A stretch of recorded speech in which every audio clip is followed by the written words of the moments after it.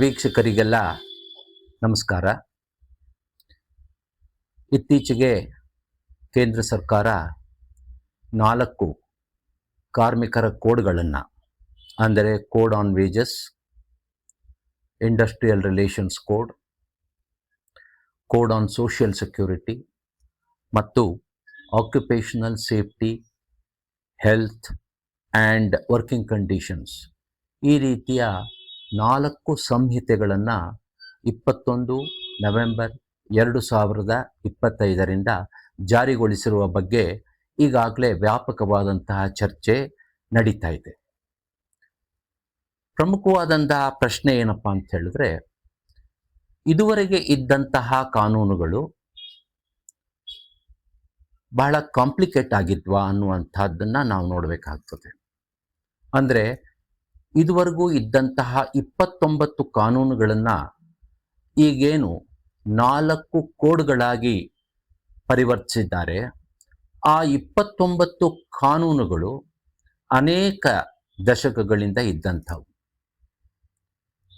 ಹಾಗಾದರೆ ಆ ಕಾನೂನುಗಳು ಸರಳವಾಗಿರಲಿಲ್ವೇ, ಅಥವಾ ಅದರೊಳಗಡೆಗೆ ಅನೇಕ ಕಾಂಪ್ಲಿಕೇಶನ್ಗಳಿದ್ವೆ, ತೊಡಕುಗಳಿದ್ವೆ?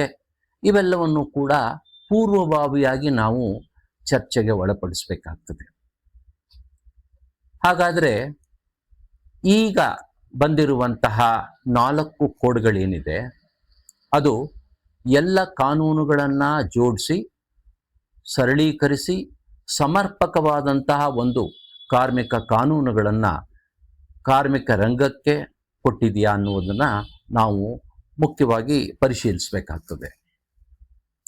ತಮಗೆಲ್ಲ ಗೊತ್ತಿದೆ, ಈ ಕಾನೂನಿನ ಪ್ರಮುಖ ಅಂಶ ಸರ್ಕಾರ ಹೇಳ್ಕೊಳ್ಳೋ ಥರ ಏನಪ್ಪ ಅಂತ ಹೇಳಿದ್ರೆ, ಇದು ಕಾನೂನನ್ನು ಪರಿಷ್ಕರಿಸಬೇಕು, ಸುಧಾರಣೆಯನ್ನು ತರಬೇಕು ಅನ್ನುವಂತಹ ಒಂದು ಉದ್ದೇಶವನ್ನು ನಾವು ಹೊಂದಿದ್ದೀವಿ ಅನ್ನುವಂಥದ್ದು ಕೇಂದ್ರ ಸರ್ಕಾರ ಮತ್ತು ಕೇಂದ್ರ ಸರ್ಕಾರದ ಲೇಬರ್ ಡಿಪಾರ್ಟ್ಮೆಂಟ್ ಏನಿದೆ, ಲೇಬರ್ ಮಿನಿಸ್ಟ್ರಿ ಏನಿದೆ, ಅದು ಬಾರಿ ಹೇಳ್ತಾ ಇರುವಂತಹ ಒಂದು ಸುದ್ದಿ. ಹಾಗಾದರೆ ನಾವು ಒಂದು ವಿಚಾರವನ್ನು ವಿಮರ್ಶಿಸಬೇಕಾಗ್ತದೆ. ಅದೇನೆಂದರೆ, ಕಾನೂನಿನ ಸುಧಾರಣೆ ಅಂದರೆ ಏನು? ಕಾನೂನಿನ ಸುಧಾರಣೆ ಅಂದರೆ ಸದ್ಯದಲ್ಲಿ ಚಾಲ್ತಿ ಇರುವ, ಅಂದರೆ ಜಾರಿಯಲ್ಲಿರುವ ಕಾನೂನುಗಳನ್ನು ಇಂದಿನ ಪರಿಸ್ಥಿತಿಗೆ ಅನುಗುಣವಾಗಿ ಪರಿಷ್ಕರಿಸುವುದು ಮತ್ತು ನ್ಯಾಯವನ್ನು ವಿತರಿಸುವಲ್ಲಿ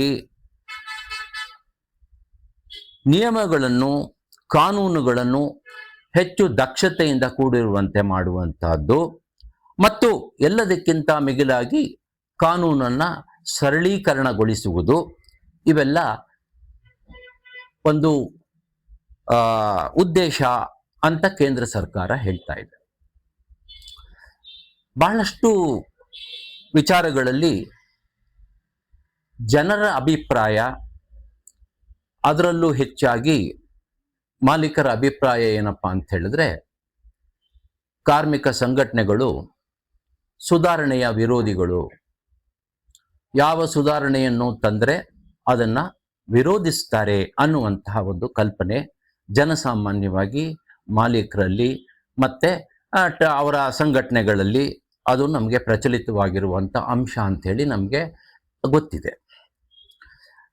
ನಾವು ಇವತ್ತಿನ ದಿವಸ ಈ ಕಾನೂನು ಬಗ್ಗೆ 4 ಲೇಬರ್ ಕೋಡ್ಗಳ ಬಗ್ಗೆ ಮಾಡುವಷ್ಟು ನಮಗೆ ಸಮಯದ ಅವಕಾಶವಿಲ್ಲ. ಆದ್ದರಿಂದ ನಾನು ಈ ದಿನ ಇಂಡಸ್ಟ್ರಿಯಲ್ ರಿಲೇಷನ್ಸ್ ಕೋಡ್ ಬಗ್ಗೆ ಮಾತ್ರ ಕೆಲವು ಪ್ರಮುಖ ವಿಚಾರಗಳನ್ನು ತಮ್ಮ ಗಮನಕ್ಕೆ ತರಲಿಕ್ಕೆ ಇಷ್ಟಪಡ್ತಾ ಇದ್ದೀನಿ. ಮೊದಲನೇದಾಗಿ, ಇವತ್ತಿನ ದಿವಸ ಇಂಡಸ್ಟ್ರಿಯಲ್ ರಿಲೇಷನ್ಸ್ ಕೋಡ್ ಏನಿದೆ, ಅದು 3 ಕಾನೂನುಗಳನ್ನು ಒಳಗೊಂಡು ಇವತ್ತಿನ ದಿವಸ ಹೊರಬಂದಿರುವಂತಹ ಕೋಡು. ಆ 3 ಕಾನೂನುಗಳು ಯಾವುದು?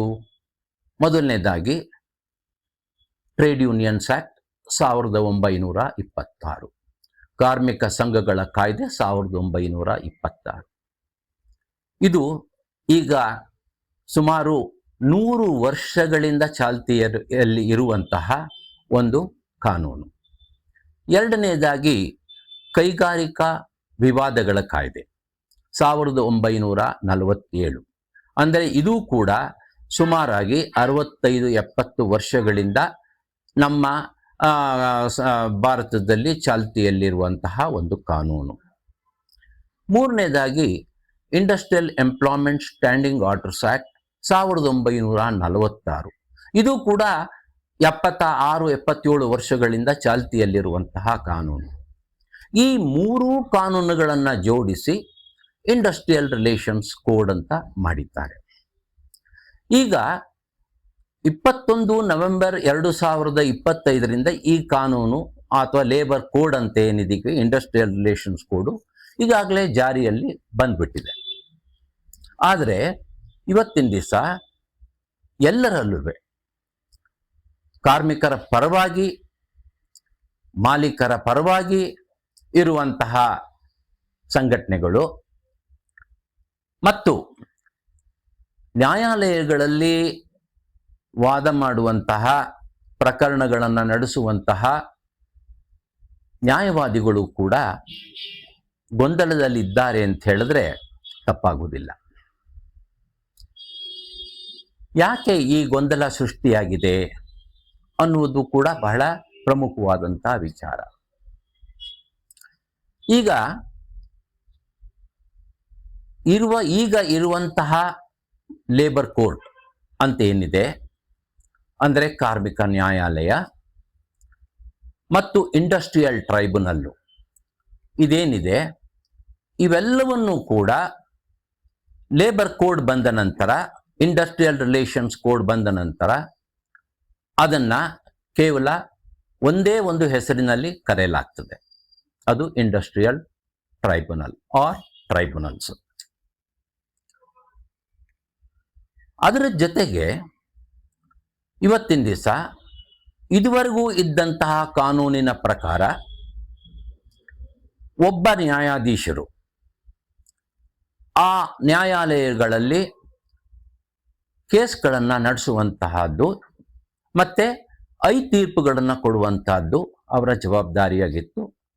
ಅದನ್ನು ಅವರು ನಡೆಸ್ಕೊಂಡು ಬರ್ತಾ ಇದ್ರು.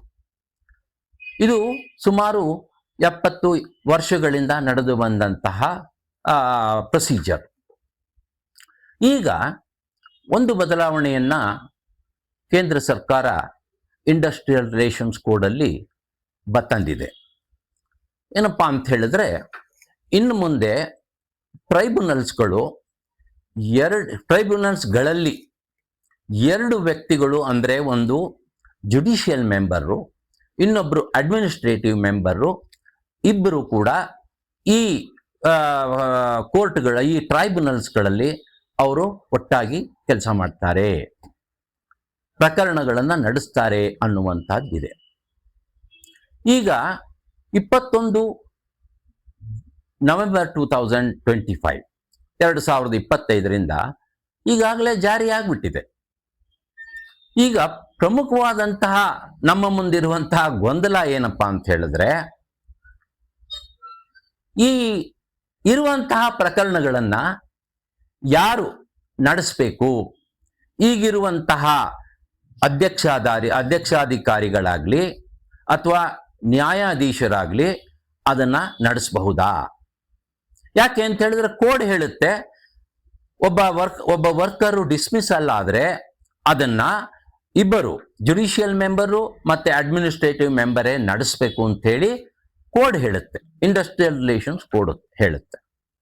ಆದರೆ ಅಲ್ಲಿ ಈಗ ಜುಡಿಷಿಯಲ್ ಮೆಂಬರ್ ಇದ್ದಾರೆ ಹೊರತುವೆ, ಅವರು ಕೂಡ ಕೋಡಲ್ಲಿ ಜುಡಿಷಿಯಲ್ ಮೆಂಬರ್ ಆಗಬೇಕು, ಮತ್ತೆ ಅಡ್ಮಿನಿಸ್ಟ್ರೇಟಿವ್ ಮೆಂಬರ್ನ ಅಪಾಯಿಂಟ್ ಮಾಡಬೇಕು. ಈಗ ಸಮಸ್ಯೆ ಏನಪ್ಪಾ ಅಂತ ಹೇಳಿದ್ರೆ, ಜಾರಿಗೊಳಿಸ್ಬಿಟ್ಟಿದ್ದಾರೆ ಆಗಲೇ 21 ನವೆಂಬರ್ 2025ರಿಂದ ಕೋಡ್ ಜಾರಿಗೆ ಬಂದ್ಬಿಟ್ಟಿದೆ. ನಮ್ಮಲ್ಲಿರುವಂತಹ ಗೊಂದಲ ಏನಪ್ಪಾ ಅಂದ್ರೆ, ಹೇಗೆ ಕೇಸ್ ನಡೆಸೋದು, ಪ್ರಕರಣಗಳನ್ನು ಯಾವ ರೀತಿ ನಡೆಸೋದು ಅನ್ನುವಂಥದ್ದು ಬಹಳ ಪ್ರಮುಖವಾದಂತಹ ಪ್ರಶ್ನೆ. ನಾನು ಒಂದು ವಿಚಾರವನ್ನ ಬಹಳ ತಮ್ಮ ಗಮನಕ್ಕೆ ತರಲಿಕ್ಕೆ ಇಷ್ಟಪಡ್ತೇನೆ. ಯಾಕೆಂದ್ರೆ ಗೊಂದಲ ಇದೆ. ಆ ಗೊಂದಲ ಯಾವಾಗ ಪರಿಹಾರ ಆಗುತ್ತೆ ಅನ್ನೋದ್ರ ಬಗ್ಗೆ ನಮ್ಗೆ ಯಾವುದೇ ರೀತಿಯಾದಂತಹ ಇವತ್ತಿನ ದಿವಸ ಮಾಹಿತಿ ಇಲ್ಲ.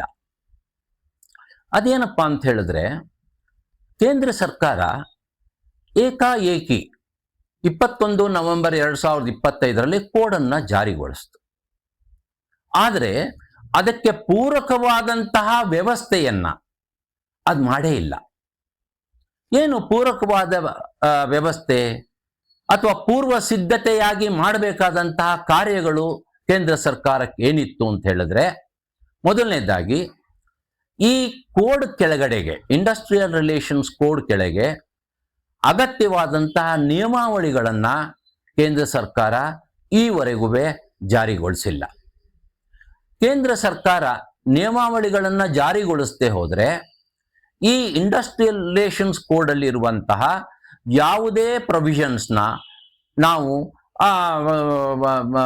ನಾವು ಮುಂದುವರಿಸಲಿಕ್ಕೆ ಸಾಧ್ಯ ಆಗುವುದಿಲ್ಲ. ಒಂದು. ಎರಡನೇದೇನಪ್ಪ ಅಂತ ಹೇಳಿದ್ರೆ, ತಮಗೆಲ್ಲ ಗೊತ್ತಿರೋ ಹಾಗೆ ಈ ಲೇಬರ್ ಅಂತ ಏನು ಕರಿತೀವಿ, ಕಾರ್ಮಿಕರ ಬಗ್ಗೆ ಸೆಂಟ್ರಲ್ ಗೌರ್ಮೆಂಟು, ಕೇಂದ್ರ ಸರ್ಕಾರ, ಸ್ಟೇಟ್ ಗೌರ್ಮೆಂಟು, ರಾಜ್ಯ ಸರ್ಕಾರ ಎರಡೂ ಕೂಡ ತಮಗೆ ಅವಶ್ಯಕವಾದಂತಹ ಅವಶ್ಯಕವಾದಂತಹ ಕಾನೂನುಗಳನ್ನು ರಚಿಸಲು ಅವರಿಗೆ ಅಧಿಕಾರ ಇದೆ. ಯಾಕೆ ಅಂತ ಹೇಳಿದ್ರೆ, ಸಂವಿಧಾನದಲ್ಲಿ ಕನ್ಕರೆಂಟ್ ಲಿಸ್ಟಲ್ಲಿ both central government and state government can enact laws relating to labour. ಈ ಅವಕಾಶವನ್ನು ಉಪಯೋಗಿಸ್ಕೊಂಡು ರಾಜ್ಯ ಸರ್ಕಾರಗಳು ಇಂಡಸ್ಟ್ರಿಯಲ್ ರಿಲೇಷನ್ಸ್ ಕೋಡ್ಗೆ ಬೇಕಾದಂತಹ ನಿಯಮಾವಳಿಗಳನ್ನು ರೂಪಿಸೋದ್ರೊಳಗಡೆಗೆ ಅದು ಹಿಂದೆ ಬಿದ್ದಿದೆ. ಈ ಕೇಂದ್ರ ಸರ್ಕಾರ ಮತ್ತು ರಾಜ್ಯ ಸರ್ಕಾರ ನಿಯಮಾವಳಿಗಳನ್ನು ರೂಪಿಸಬೇಕು ಅಂದರೆ ಅದಕ್ಕೆ ಕಾಲಾವಕಾಶ ಬೇಕು. ಈ ಕಾಲಾವಕಾಶ ಸರ್ಕಾರಗಳಿಗಿದ್ರೂ ಕೂಡ ಈ ಕಕ್ಷಿದಾರರು, ಏನು ಲೇಬರ್ ಕೋರ್ಟ್ ಅಲ್ಲಿರುವಂತಹ ಕಕ್ಷಿದಾರರು, ಇಂಡಸ್ಟ್ರಿಯಲ್ ಕೋರ್ಟ್ಗಳಲ್ಲಿ ಇರುವಂತಹ ಕಕ್ಷಿದಾರರು, ಅವರಿಗಿರುವಂತಹ ಪ್ರಾಬ್ಲಮ್ ಏನು ಅಂದರೆ, ಸಮಸ್ಯೆ ಏನಂದರೆ, ಕೋರ್ಟಲ್ಲಿ ಪ್ರಕರಣಗಳು ಮುಂದುವರಿದೇ ಇರುವಂತಹದ್ದು. ಆದ್ದರಿಂದ ಇದು ಒಂದು ಗೊಂದಲಮಯವನ್ನ ಸೃಷ್ಟಿ ಮಾಡಿಬಿಟ್ಟಿದೆ. ಕೇಸ್ಗಳು ಅಂದರೆ ಪ್ರಕರಣಗಳು ಇವತ್ತಿನ ದಿವಸ ಮುಂದುವರಿತಾ ಇಲ್ಲ ಅನ್ನುವಂಥದ್ದು ಬಹಳ ವಿಷಾದಕರವಾದಂತಹ ಒಂದು ಸಂಗತಿ. ಈಗಿರುವಂತಹ ಅಧ್ಯಕ್ಷಾಧಿಕಾರಿಗಳಾಗಲಿ ಅಥವಾ ನ್ಯಾಯಾಧೀಶರಾಗಲಿ ಅವ್ರಿಗೂ ಕೂಡ ಯಾವುದೇ ರೀತಿಯಾದಂತಹ ಮುಂದೆ ಏನು ಮಾಡಬೇಕು ಅನ್ನುವಂತಹ ಸೂಚನೆ ಅವರಿಗೆ ಇಲ್ಲ. ಹಾಗಾಗಿ ಕಕ್ಷಿದಾರರಾದರು, ಅದರೊಳಗೂ ಹೆಚ್ಚು ಕಕ್ಷಿದಾರರು ಅಂತ ಹೇಳಿದ್ರೆ ಕೋರ್ಟ್ಗಳಲ್ಲಿ ಕೆಲಸ ಕಳ್ಕೊಂಡು ಬರುವಂತಹ ಕಾರ್ಮಿಕರ ಪರಿಸ್ಥಿತಿ ಮಾತ್ರ ಇವತ್ತಿನ ದಿವಸ ತುಂಬ ಶೋಚನೀಯವಾದಂತಹ ಪರಿಸ್ಥಿತಿ ಬಂದಿದೆ. ಯಾಕೆ ಈ ಪರಿಸ್ಥಿತಿ? ಸರ್ಕಾರ ಯಾಕೆ ಯಾವುದನ್ನು ಪೂರ್ವ ಸಿದ್ಧತೆ ಮಾಡಿಕೊಳ್ಳದಲೇನೆ ಈ ರೀತಿಯಾಗಿ ಏಕಾಏಕಿ 21 ನವೆಂಬರ್ 2025ರಂದು ಇಂಡಸ್ಟ್ರಿಯಲ್ ರಿಲೇಷನ್ಸ್ ಕೋಡನ್ನು ಜಾರಿಗೊಳಿಸಿದ್ರಲ್ಲ, ಅದರ ಪರಿಣಾಮವನ್ನು ಅವರು ಅರ್ಥಕೊಳ್ಳಿಲ್ವೇ ಅನ್ನುವಂಥ ಪ್ರಶ್ನೆ ಇದೆ. ನೋಡಿ, ನಾವು ಯಾವುದನ್ನು ಮಾಡಬೇಕಾದ್ರೆ ಒಂದು ಪೂರ್ವ ಸಿದ್ಧತೆ ಮಾಡ್ಕೊಳ್ತೀವಿ. ಒಂದು ದೇವಸ್ಥಾನವನ್ನು ಕಟ್ಟಬೇಕು ಅಂತ ಹೇಳಿದ್ರೆ, ಯಾಕೆಂದರೆ ಕೇಂದ್ರ ಸರ್ಕಾರಕ್ಕೆ ಇದನ್ನು ಹೇಳಿದಾಗಲೇ ಅವ್ರಿಗೆ ಚೆನ್ನಾಗಿ ಅರಿವಿಗೆ ಬರೋದು. ಒಂದು ದೇವಸ್ಥಾನವನ್ನು ಕಟ್ಟಬೇಕು ಅಂತ ಹೇಳಿದ್ರೆ ಮೊದಲು ದೇವಸ್ಥಾನ ಕಟ್ಟಡ ಸೃಷ್ಟಿಯಾಗಬೇಕು. ಆಮೇಲಿಂದ ಅದರೊಳಗೆ ನಾವು ನಮ್ಮ ಪ್ರತಿಮೆಯನ್ನು ತಗೊಂಡು, ದೇವರ ಪ್ರತಿಮೆಯನ್ನು ತಗೊಂಡೋಗಿ ಇಡ್ತೇವೆ. ಆವಾಗಲೇ ಅದು ಪರಿಪೂರ್ಣವಾಗುವುದು. ಈಗ ಪರಿಸ್ಥಿತಿ ಏನಾಗ್ಬಿಟ್ಟಿದೆ ಅಂತ ಹೇಳಿದ್ರೆ, ಏನು ದೇವಸ್ಥಾನದ ಕಟ್ಟಡವೇ ಇಲ್ಲ, ಮೂರ್ತಿ ಬಂದ್ಬಿಟ್ಟಿದೆ. ಈ ಪರಿಸ್ಥಿತಿ ನಿಜಕ್ಕೂ ಕೂಡ ಸರ್ಕಾರ ಪ್ರಾಬಬಲಿ ಇದನ್ನ ಯೋಚನೆ ಮಾಡೇ ಇಲ್ಲ ಅಂತ ಅನ್ಸುತ್ತೆ. ತರಾತುರಿಯಿಂದ ಹಿಂದೆ ಮುಂದೆ ನೋಡ್ದಲೇನೆ, ಆಗುವಂತಹ ಕಷ್ಟದ ಪರಿಸ್ಥಿತಿಯನ್ನ ನೋಡ್ಕೊಳ್ಳದಲೇನೆ ಇವತ್ತಿನ ದಿವಸ ಈ ಕೋಡ್ಗಳನ್ನು ತಂದಿದೆ ಅಂತ ಹೇಳಿ ನನ್ನ ಸ್ಪಷ್ಟವಾದಂತಹ ಅಭಿಪ್ರಾಯ. ಇದರ ಹಿನ್ನೆಲೆ ಕೂಡ ಒಂಚೂರು ಹೇಳಬೇಕಾಗ್ತದೆ. ಏನಪ್ಪಾ ಅಂದರೆ, ಜಾಗತೀಕರಣದ ಹಿನ್ನೆಲೆಯಲ್ಲಿ ಅನೇಕ ಅಂತಾರಾಷ್ಟ್ರೀಯ ಕಂಪನಿಗಳು, ಮಲ್ಟಿನ್ಯಾಷನಲ್ ಕಾರ್ಪೊರೇಷನ್ಸು ಇವೆಲ್ಲ ಈ ದೇಶಕ್ಕೆ ಬರಬೇಕಾದ್ರೆ, ಈ ದೇಶದಲ್ಲಿ ಬಂಡವಾಳ ಹೂಡಬೇಕು ಅಂತ ಹೇಳಿದ್ರೆ ಇಲ್ಲಿನ ಕಾರ್ಮಿಕ ಕಾನೂನುಗಳು ಪರಿಷ್ಕರಣೆ ಆಗಬೇಕು ಅನ್ನುವಂಥದ್ದು ಒಂದು ಇದನ್ನ ಷರತ್ತನ್ನು ಮಂಡಿಸಿದ್ರು. ಸುಮಾರು 92ರಿಂದ ಇದು ಇಂದಿನವರೆಗೂ 2019 ಕೂಡ ಇದರ ಬಗ್ಗೆ ಹೆಚ್ಚಿನ ಪ್ರಸ್ತಾಪ ಇರಲಿಲ್ಲ. ಆದರೆ 2019 ಕೆಲವು ಕೋಡ್ಗಳು ಬಂದು 2020 ಕೆಲವು ಕೋಡ್ಗಳನ್ನು ಪಾರ್ಲಿಮೆಂಟ್ ಅಪ್ರೂವ್ ಮಾಡಿದ್ರು ಕೂಡ ಅದಕ್ಕೆ ಅದನ್ನು ಜಾರಿಗೊಳಿಸೋದಕ್ಕೆ ಆದೇಶ ಗೌರ್ನಮೆಂಟ್ ಗೆಜೆಟ್ ನೋಟಿಫಿಕೇಶನ್ ಇರಲಿಲ್ಲ. ಈಗ ಪ್ರಶ್ನೆ ಏನಪ್ಪಾ ಅಂತ ಹೇಳಿದ್ರೆ, ಈ ಕೋಡ್ಗಳೇನಿದೆ ಇಂಡಸ್ಟ್ರಿಯಲ್ ರಿಲೇಷನ್ಸ್ ಕೋಡ್ ಏನಿದೆ, ಇದು ನಿಜಕ್ಕೂ ಕೂಡ ಬಹಳ ಸರಳೀಕರಣಗೊಂಡಂತಹ ಕಾನೂನು ಪದ್ಧತಿನ ಅನ್ನುವಂಥದ್ದನ್ನ ನೋಡಬೇಕು. ಅಂದ್ರೆ ಕಾರ್ಮಿಕರಿಗೆ, ನೊಂದ ಕಾರ್ಮಿಕರಿಗೆ ನ್ಯಾಯ ಒದಗಿಸುವಲ್ಲಿ ಇದು ಯಶಸ್ವಿಯಾಗುತ್ತಾ ಅನ್ನುವಂಥದ್ದು ಒಂದು ಪ್ರಶ್ನೆ. ಆದ್ರಿಂದ ಕೆಲವು ಬಹಳ ಮುಖ್ಯವಾದಂತಹ ಲೇಬರ್ ಕೋಡಲ್ಲಿ ಇರುವಂತಹ ವಿಚಾರಗಳನ್ನು ನಾವು ಗಮನಿಸಬೇಕಾಗ್ತದೆ. ಮೊದಲನೇದಾಗಿ ನಾನು ಹೇಳಿದಂಗೆ ಈಗ ಟ್ರೇಡ್ ಯೂನಿಯನ್ಸ್ ಆಕ್ಟ್ ಅನ್ನೇ ತಗೊಳ್ಳೋಣ. ಇದು 1926 ಜಾರಿಗೊಂಡಂತಹ ಇದು ಈಗ 100 ವರ್ಷ ಸಂದಿದೆ. ಅನೇಕ ಮಾರ್ಪಾಟುಗಳು, ತಿದ್ದುಪಡಿಗಳು ಮಾಡಲಾಗಿದೆ. ಯಾಕೆ ಈ ಮಾರ್ಪಾಟು ತಿದ್ದುಪಡಿಗಳನ್ನು ಮಾಡಲಾಯಿತು? ಯಾಕೆ ಅಂದರೆ ಎಷ್ಟರ ಮಟ್ಟಿಗೆ ಅದನ್ನು ಸರಳೀಕರಣಗೊಳಿಸಲಿಕ್ಕೆ ಸಾಧ್ಯ ಅನ್ನುವಂಥ ವಿಚಾರದಿಂದ ಅದನ್ನೆಲ್ಲ ಸುಮಾರು 100 ವರ್ಷಗಳ ಅವಧಿನಲ್ಲಿ ಅನೇಕ ಮಾರ್ಪಾಟುಗಳನ್ನು ಈ ಕಾರ್ಮಿಕ ಸಂಘಗಳ ಕಾಯ್ದೆ ಕಂಡಿದೆ. ಈಗ ಒಂದು ಇಂಡಸ್ಟ್ರಿಯಲ್ ರಿಲೇಷನ್ಸ್ ಕೋಡಲ್ಲಿ ಮೊದಲನೇದಾಗಿ ನಾವು ಬಹಳ ತೀವ್ರವಾಗಿ ಪರಿಗಣಿಸಬೇಕಾದಂತಹ ಒಂದು ಪ್ರೊವಿಷನ್ ಏನು ಅಂತ ಹೇಳಿದ್ರೆ, ಅದು ಕಾರ್ಮಿಕ ಸಂಘಟನೆಗಳು ಯಾವ ಕಾರ್ಖಾನೆಯಲ್ಲಿ ವರ್ಕರ್ಸ್ ಇದ್ದಾರೆ ಅದರೊಳಗೆ 10% ಕಂಪಲ್ಸರಿಯಾಗಿ ಇರಲೇಬೇಕು. ನೋಂದಣಿ ಆಗಬೇಕಾದ್ರೆ, ಒಂದು ರಿಜಿಸ್ಟ್ರೇಷನ್ ಆಗಬೇಕಾದ್ರೆ ಅದು 10% ಇರಲೇಬೇಕು ಅನ್ನೋದು. ಈ 10% ಇದ್ದಾಗ ನಾವು ತೋರಿಸಿದಾಗ ಅದು ನೋಂದಣಿ ಆಗ್ತಾ ಇತ್ತು. ಆಮೇಲಿಂದ 10%ಗಿಂತ ಕಡಿಮೆ ಆದರೂ ಕೂಡ ಅದೇನು ದೊಡ್ಡ ವಿಚಾರ ಆಗ್ತಿರ್ಲಿಲ್ಲ. ಈಗ ಹಂಗಲ್ಲ. ಯಾರೇ ಒಬ್ಬ ವ್ಯಕ್ತಿ ಈ ಕಾರ್ಮಿಕ ಸಂಘಟನೆ ನೋಂದಾವಣೆ ಹೊಂದಿದೆ, ಈಗ ಅದಕ್ಕೆ 10% ಇಲ್ಲ, ಅದಕ್ಕಿಂತ ಕಡಿಮೆ ಆಗಿದೆ ಅಂತ ಹೇಳಿದ್ರೆ ಅದರ ರಿಜಿಸ್ಟ್ರೇಷನ್ನು ಇವತ್ತಿನ ದಿವಸ ಕ್ಯಾನ್ಸಲ್ ಆಗುತ್ತೆ. ಇದು ಒಂದನೇದು. ಎರಡನೇದೇನಪ್ಪ ಅಂತ ಹೇಳಿದ್ರೆ, ಅಂದರೆ very strict control over the registration. ಅಂದರೆ ಕಾರ್ಮಿಕ ಸಂಘಟನೆಗಳ ನೋಂದಾವಣಿ ಮೇಲೆ ಒಂದು ರೀತಿಯಾದಂಥ ರಿಸ್ಟ್ರಿಕ್ಷನ್ ಅನ್ನ ಸರ್ಕಾರ ಹೇರ್ತಾ ಇರೋದನ್ನ ನಾವು ಕಾಣ್ತೇವೆ. ಎರಡನೇದಾಗಿ ಬಹಳ ಪ್ರಮುಖವಾದಂಥ ಅಂಶ, ಬಹಳ ಮಾಲೀಕರು ಕೂಡ ಇದು ಬಹಳ ಒಳ್ಳೆಯ ಅಂಶ, ಇದು ಕಾರ್ಮಿಕರ ಪರವಾಗಿದೆ ಅಂತ ಹೇಳಿದ್ದನ್ನು ನಾನು ಕೇಳಿದ್ದೀನಿ. ಏನು ಆ ಅಂಶ ಅಂದರೆ, ಇವಾಗ ಪ್ರತಿಯೊಂದು ಕಾರ್ಖಾನೆಯಲ್ಲೂ ಕೂಡ ಒಂದು ಬಾರ್ಗೈನಿಂಗ್ ಬಾಡಿ ಇರಬೇಕು, ಕಲೆಕ್ಟಿವ್ ಬಾರ್ಗೈನಿಂಗ್ ಬಾಡಿ ಇರಬೇಕು. ಯಾವ ಕಾರ್ಮಿಕ ಸಂಘಟನೆ 51%ಗಿಂತ ಜಾಸ್ತಿ ಇದ್ದ ಪಕ್ಷದಲ್ಲಿ ಬೆಂಬಲ, ಕಾರ್ಮಿಕರ ಬೆಂಬಲ ಆ ಯೂನಿಯನ್ಗಿದ್ರೆ ಅದನ್ನ ಏಕಮೇವ ಚೌಕಾಸಿ ದಾರ ಅಂತ ಕರೀಲಾಗ್ತದೆ, ಸೋಲ್ ಕಲೆಕ್ಟಿವ್ ಬಾರ್ಗೇನಿಂಗ್ ಏಜೆಂಟ್ ಅಂತ.